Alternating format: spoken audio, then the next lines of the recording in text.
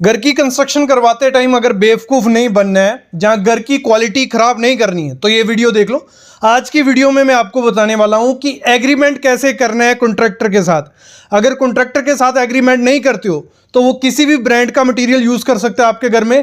Price वही लेगा, वो 1400 रुपये पर स्क्वायर फीट, 1500 रुपये पर स्क्वायर फीट, लेकिन मटीरियल किसी हल्की क्वालिटी का या स्टील हल्की क्वालिटी का यूज़ कर देगा तो आप कुछ बोल नहीं सकते उसको। तो इसलिए पहले एग्रीमेंट करना ही करना है। तो आज मैं आपको एक एग्रीमेंट दिखाऊंगा, उसमें पूरा चीज़ें बताऊंगा कि क्या क्या चीज़ें एग्रीमेंट में आपको लिखनी होती है कि ये चीज़ मेंशन करनी ही करनी है।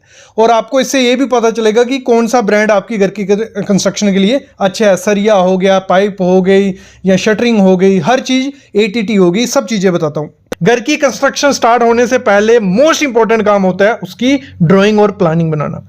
देखो, ड्राइंग और प्लानिंग दो ऑप्शन हमारे पास होते हैं, जहां हम आर्किटेक्ट से बनवा सकते हैं या किसी सिविल इंजीनियर से। तो मैं आपको रिकमेंड करूंगा सीधा किसके पास जाना है, आर्किटेक्ट के पास। कभी भी ठेकेदार के पास मत जाओ। लोग मैं देखता हूं कॉन्ट्रैक्टर को सौंप देते हैं कि आपको मेरा घर भी बनाना है, आपने मेरे लिए नक्शा भी बनवाना है। वो खुद से नहीं बनवाएगा, वो बोलेगा मैं किसी आर्किटेक्ट से बनाऊंगा, लेकिन जिस आर्किटेक्ट से वो बनाएगा उससे अच्छे संबंध तो उसके होंगे।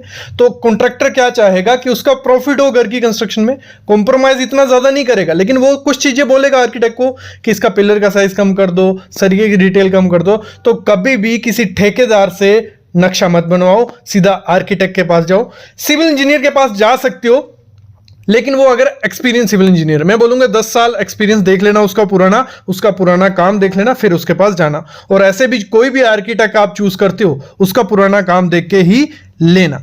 इंडिया में ड्राइंग को इतना इंपॉर्टेंस नहीं दी जाती है, सबसे बड़ी गलती होती है। ड्राइंग जरूरी क्यों है? देखो, ड्राइंग की वजह से हमें क्या होगा, हमें कॉस्ट का आइडिया लग जाता है, पूरा हमें खर्चा पता चल जाता है, टोटल घर बनाने का खर्चा कितना आएगा। ना पैसों की वेस्टेज होता है, ना टाइम का वेस्टेज, ना कोई गलती होती है घर बनाने में, और आपकी जगह सही से मतलब यूज हो जाती है। तीसरे टेढ़े मेढ़े जो प्लॉट रहते हैं उनमें आपका ठेकेदार या आप खुद से नहीं प्लान कर पाओगे कि यहाँ इस टेढ़े एरिया में क्या निकालें। अगर आपके कमरे टेढ़े मेढ़े हो गए तो वो सही नहीं दिखते हैं। वो आपको 2D प्लान देगा। 2D प्लान क्या हो गया, सिंपल आपका लेआउट होगा कि कमरा यहाँ है, प्लिंथ आपका यहाँ है। आगे मैं रेट बताने वाला हूँ कि कितना खर्चा पड़ जाता है एक प्लान बनाने का, ड्राइंग बनाने का। क्या 2D प्लान देगा। दूसरा फर्नीचर लेआउट होता है। कभी भी 2D प्लान मत बनाओ, सिंपल वो प्लान मत बनाओ कि आपका कमरा कहाँ है, आपका रूम ये है, उसके साथ फर्नीचर लेआउट जरूर लो कि आपका बेड कहाँ आएगा, कितना एरिया बच रहा है। फिर एग्जैक्ट आइडिया आपको लगता है कि आपके रूम में जगह कितनी बचेगी। आप प्लान ले लेते हो, बाद में जब बेड लगाते हो, अलमीरा लगाते हो, जगह ही नहीं बचती है ना चलने की फिरने की। तो अगर सिर्फ 2D प्लान भी बनाना है, साथ में फर्नीचर लेआउट ले लो। फिर दूसरा होता है स्टील की डिटेल। उसको पूछना है कि स्टील की डिटेल दोगे, एलिवेशन बना के दोगे, प्लम्बिंग और सैनिटेशन की, इसकी बिजली की दोगे, इंटीरियर दोगे। मतलब कहने का यही है, उसको पूछना है कि आपके जो चार्जेस है, लगा लो वो 20,000 ले रहे हैं, 30,000 ले रहे हैं, तो उसमें वो क्या क्या देगा। भी नक्शा बनाना है उसको आर्किटेक्ट को, वही जैसे मैंने कहा रिक्वायरमेंट बतानी है। आप बोलते हो कि मेरे को सिर्फ G+1 की घर बनाना है, फ्यूचर में मेरा कोई एक्सटेंशन नहीं है, ठीक है। आप नहीं करोगे, आपका बेटा तो करेगा, बेटा नहीं करेगा उसका बेटा, क्योंकि घर बना रहे हैं हम 50-60 साल के लिए, ठीक है। उसमें चेंजेस आती आती हैं, ऊपर रिक्वायरमेंट बनती बढ़ती है। तो जब भी आपको घर का नक्शा बनवाना है तो आपको क्या करना है, फ्यूचर प्लान लेके चलना है कि G+1 बना रहे हो, लेकिन उसको बोलना है कि आप इसको डिजाइन कर देना G+2 के हिसाब से, क्योंकि फ्यूचर में एक्सटेंशन हो सकता है।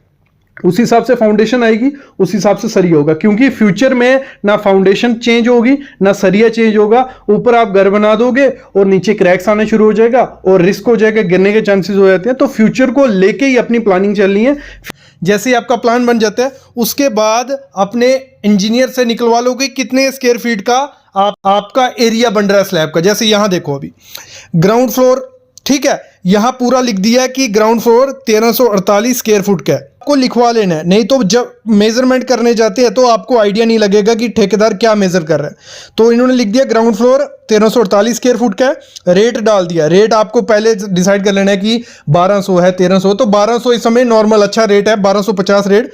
तो यहां निकल के आ गया कि 16,85,000 रुपये हमारा खर्च आएगा। हमें घर की कंस्ट्रक्शन स्टार्ट करने से पहले ही पता चल गया।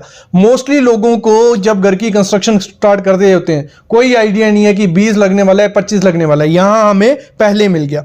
बाकी एक चीज बहुत अच्छी हमें एग्रीमेंट में दिखी और कॉन्ट्रैक्टर बहुत अच्छा लगा कि उसने क्या किया है, जो छज्जे निकलेंगे, लगा लो जो गैलरी 3 फुट निकलती है, जहां आपकी बालकनी है, तो उसका रेट अलग से उन्होंने डाला हुआ है। छज्जे निकल रहे हैं 157 स्क्वायर फुट, 157 स्क्वायर फुट, तो उसने उसका आधा रेट रखा हुआ है। ये बहुत अच्छी चीज है। कोई कॉन्ट्रैक्टर ऐसा नहीं करता। कॉन्ट्रैक्टर क्या करते हैं, पूरा आपका एरिया ले लेते हैं, 1250 रेट डाल देते हैं, तो वो बहुत गड़बड़ है। तो यहां पे उन्होंने अलग रेट रखा, उसका खर्चा हमारा 1 लाख रुपए बन गया। ये आ गया ग्राउंड फ्लोर। फिर ये आ गया फर्स्ट फ्लोर का। आपका अगर ग्राउंड है, ठीक है, फर्स्ट फ्लोर पर देखो, फर्स्ट फ्लोर का एरिया कितना है, 365 स्क्वायर फीट, ठीक है। उसमें रेट 1250 और 4,57,000 हमारा उसका खर्चा आ रहा है। फिर जो फर्स्ट फ्लोर की प्रोजेक्शन होगी, छज्जे निकले होंगे 3 फुट के, हम निकालते हैं गैलरी निकालते हैं कि एक छज्जे बोलते हैं कि गैलरी बोलते हैं, तो 218 स्क्वायर फुट की वो गैलरी है, 650 उसका रेट डाल दिया। टोटल जो हमें घर बनाने का खर्चा पड़ रहा है 23,87,000। तो इससे हमें आइडिया लग जाता है हमारा घर का 23 लाख जहां है, लमसम 25 लाख हो गया, तो हम पैसे का अरेंजमेंट लोन भी ले सकते हैं, सब कुछ इसके अकॉर्डिंग कर सकते हैं। तो आपको एग्रीमेंट और प्लान ड्राइंग पहले बनानी है। फिर आता है स्पेसिफिकेशन, क्या मटेरियल यूज करने वाला हूं। अगर ये बात आपने ठेकेदार से पहले नहीं की है, तो वो किसी भी कंपनी का सीमेंट यूज कर सकता है, आप कैसे उसको बोलोगे। तो यहां आपको लिखवा लेना है कि सीमेंट जो यूज करना है, एसीसी या अंबुजा या अल्ट्राटेक का 53 या 43 ग्रेड पीपीसी, पोर्टलैंड पोजलाना सीमेंट। यहां पीपीसी है, ओपीसी भी होता है, तो ओपीसी या पीपीसी दोनों यूज करो, कोई दिक्कत नहीं है। पीपीसी में ये होता है क्रैक्स नहीं आते हैं। अगली क्या है, उन्होंने लिखा है कि ब्रिक, आपकी जो ब्रिक वर्क होगा, फाउंडेशन में ब्रिक वर्क जो होगा, उसमें हम जो सीमेंट मोटार का जो माल बनाते हैं, ठीक है, वो 1:6 का बनाएंगे। मतलब 1 में सीमेंट डालेंगे और 6 में हम क्या डालेंगे, सैंड डालेंगे। तो ये इन्होंने पहले मेंशन कर दिया। अगर वो 1:8 का माल बनाने लग पड़ा तो आपको कैसे आइडिया लगेगा। और एक चीज ध्यान रखना, आपको जब वो कंस्ट्रक्शन करवा रहा है, आपको पता होना चाहिए 1:6 का माल कैसे बनता है। मतलब कुछ उसको एक बर्तन ला के दे दो, वो देखो कि वो 1 में सीमेंट डाल रहा है और 6 में सैंड डाल रहा है, तो वो आपको पहले ही उसको बताना पड़ेगा। फिर सुपर स्ट्रक्चर, सुपर स्ट्रक्चर क्या हो गया, हमारा जो प्लिंथ के ऊपर वाला एरिया है वो सुपर स्ट्रक्चर में काउंट होता है। तो सुपर स्ट्रक्चर में उन्होंने लिखा है कि हम अगर 4 इंच की दीवार है, मतलब बीच में पार्टीशन जो रहेंगी 4-5 इंच की रहेंगी, उसमें रेशो हम यूज करेंगे 1:4 और सुपर स्ट्रक्चर में 1:5। तो ये पहले लिखवा लेना है, नहीं तो वो सब चीजों में 1:6 कर देगा, आपसे पैसे पूरे लेगा, लेकिन उसके सीमेंट के पैसे बच के, तो आपके तो क्वालिटी खराब हुई ना घर की। तो ये चीजें लिखवानी होती है एग्रीमेंट पे। अगला उसने लिखा है स्टील का, जो स्टील यूज करना है, उसने लिखा है कामधेनु कंपनी का। कामधेनु क्या हो गया, सेकेंडरी स्टील है, मतलब 10-20 रुपए प्राइमरी स्टील से सस्ता आता है। प्राइमरी स्टील वो हो गया जो ओर से बना होता है, मतलब टाटा बनाता है, विजैक बनाता है, जिंदल कंपनी बनाती है, 3-4 कंपनी बनाती हैं, तो उनका भी यूज कर सकते हो, कामधेनु भी यूज कर सकते हो। सो कोई दिक्कत नहीं है, सारे स्टील अच्छे हैं, बस उन पे IS मार्क होना चाहिए। और ग्रेड यहां देख लेना, FE 550 या 500, तो यहां लिखा हुआ है कि 500 कर रहा है, कोई दिक्कत नहीं है, TMT बार होना चाहिए। और अगर आप रेट ज्यादा ले रहे हैं तो इसकी जगह टाटा या जिंदल पैंथर लगवाओ, कामधेनु भी लगवा सकते हो, कोई दिक्कत इसमें नहीं है। अगला उसने लिखा है स्टील बाइंडिंग हम करवाएंगे। ये चीज है, देखो ये लिखा है ओवरलैप, जहां सरिया, देखो सरिये को एक सरिया आ रहा है नीचे से, वो खत्म होगा, दूसरा सरिया उसमें बांधा जाता है, लैप बोलते हैं उसे, ओवरलैप। तो ओवरलैप जो लिखा है 47D, ये बहुत अच्छी चीज लिखी है कॉन्ट्रैक्टर ने, 47D आपको देना ही है। 47D क्या है, अगर 20 mm का सरिया है आपका, ठीक है, पिलर में हमारा 20 mm का सरिया है, तो 47 × 20 आप करोगे तो आपको मिल जाएगा कि लैप कितना आना चाहिए, लगा लो 1600 mm आ रहा है, तो 2 सरियों को जब जोड़ना है एक दूसरे के साथ तो 1600 mm हमें मिलना चाहिए, ठीक है। ये होता है ओवरलैप, ये चेक कर लेना, ठीक है। तो देखो यहां कॉन्ट्रैक्टर ने प्लम्बिंग का क्या लिखा है, CPVC UPVC, तो आपको सीधा CPVC लिखवा देंगे। UPVC उसको बोलो नहीं, UPVC मत यूज करो, CPVC अच्छी क्वालिटी होती है, हॉट वाटर में भी और ठंडे पानी में भी। तो UPVC थोड़ा गर्म पानी झेल नहीं सकती है, तो वो अंदर से खराब होगी और आपको वो पीना पड़ेगा, वो केमिकल साथ में जो प्लास्टिक वगैरह। तो CPVC यूज करने अपने घर की कंस्ट्रक्शन में। और सीवरेज के लिए उन्होंने लिखा है 6 kg PVC पाइप फिनोलेक्स, यहाँ सुप्रीम की हैवी ड्यूटी, ठीक है। फिनोलेक्स सुप्रीम दोनों अच्छी कंपनी है और प्रेशर 6 kg है, तो बहुत अच्छा है, कोई दिक्कत नहीं है। अगली चीज़ है जो पीवीसी कंड्यूट पाइप रहेगी वो हमारी रहेगी 25 mm डाया की, ठीक है। हैवी ड्यूटी रहेगी, ये देख लेना हैवी ड्यूटी कौन सी है। हर एक चीज़ पे अलग से वीडियो है, देखना कैसी क्वालिटी मटेरियल लगाना है घर की कंस्ट्रक्शन में, उस पर पूरी एक्सप्लेन वीडियो है। एक बार चैनल पे आओ हमारे सिविल साइट विजिट पे, घर की कंस्ट्रक्शन या सिविल इंजीनियर को सीखने का हर चीज़ मिलती है फ्री में। तो ये लिखा हुआ है उन्होंने पूरा कि ये इस हिसाब से नेशनल ब्रांड यूज़ करना है।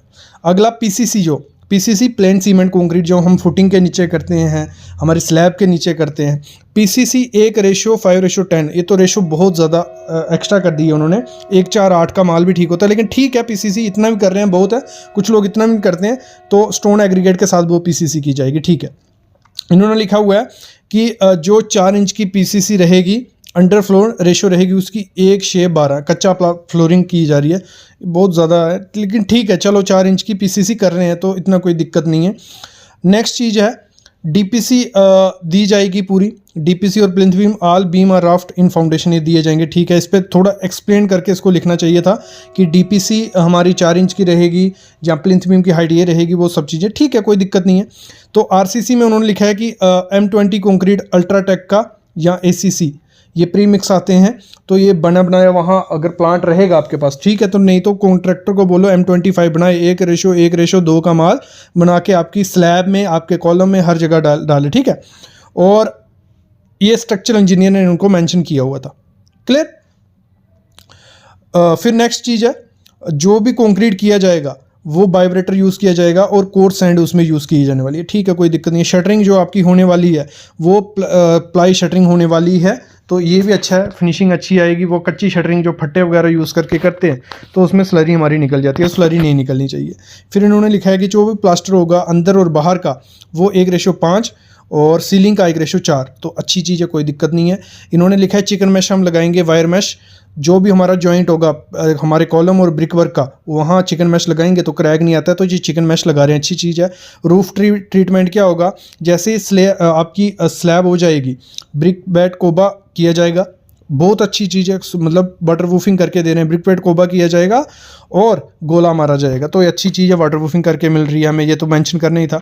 जो भी हमारा जॉइनरी वुड वर्क होगा वो क्लाइंट देगा, ये लिख दिया। जो इस पे वो भी लिखना है कि क्लाइंट के क्या स्कोप में है, कॉन्ट्रैक्टर के क्या स्कोप में। स्कोप ये हो गया कि कॉन्ट्रैक्टर क्या क्या काम करके देने वाला है और क्लाइंट को क्या क्या काम करके देना है उसको, ये दिखा हुआ है। वाटरप्रूफिंग जो भी स्लैब पे की जाएगी, टेरेस फ्लोर पे, बाथरूम में, किचन में, बालकनी में, हर जगह की जाएगी, जैसे आर्किटेक्ट बोलेगा, जहाँ जैसे बोलोगे आप। नेक्स्ट जो इन्होंने लिखा हुआ है, जो फसाड रहेगा प्लेन प्लास्टर किया जाएगा, ग्रूप डाल दिया जाएगा, ठीक है। ज़्यादा फसाड मतलब बाहर का जो आपका एलिवेशन वगैरह बनेगा सिंपल रखा है, कुछ ज़्यादा क्लैडिंग वगैरह उसमें नहीं है। अर्थ फिलिंग जो भी होगी, जो earth filling will be carried out under covered filling, जो भी मिट्टी निकलेगी वही मिट्टी फिल कर देनी, तो इससे अच्छा है आप मोरम फिल करवा सकते हो, लेकिन ठीक है अगर अच्छी मिट्टी निकल रही है तो वही करवा दो, उसमें बड़े बड़े पत्थर नहीं होने चाहिए। उसके बाद प्रॉपर कॉम्पैक्शन करवाओ, फ्लडिंग करवाओ। उसके बाद इन्होंने लिखा है ATT एंटी टर्माइट ट्रीटमेंट किया जाएगा, तो अच्छी चीज़ है, ये केमिकल लिखा हुआ है, तो ये ATT आपको अपने घर में करवानी है, दीमक वगैरह नहीं है, वो भी मेंशन कर देनी है। अभी यहाँ देखो इन्होंने लिख दिया है कि बिल्डर के स्कोप में क्या है और क्लाइंट के स्कोप में, ये सब चीज़ें लिखनी है, मतलब क्या क्या कॉन्ट्रैक्टर करके देने वाला है, क्या क्या नहीं, ये अभी लगा लो। ये जो एग्रीमेंट है इतना ज़्यादा एक्सप्लेन्ड में नहीं है, इससे पहले वीडियोस डाल चुका हूँ जिसमें और ज़्यादा एक्सप्लेन्ड वे में लिखा हुआ है कि क्या क्या होना चाहिए। यहाँ देखो जैसे बिल कैसे होगा, कॉन्ट्रैक्टर आपको बिल देगा, उस हिसाब से आपकी बिलिंग रहेगी, पूरा इस तरह मेंशन हुआ है कि क्या क्या है, बाकी ये चीज़ें होती हैं। तो इस तरीके से अपना एग्रीमेंट बनाना है अपने कॉन्ट्रैक्टर के साथ और फिर ही काम करवाना है, काम भी अच्छा होगा और कोई दिक्कत आपको नहीं होगी।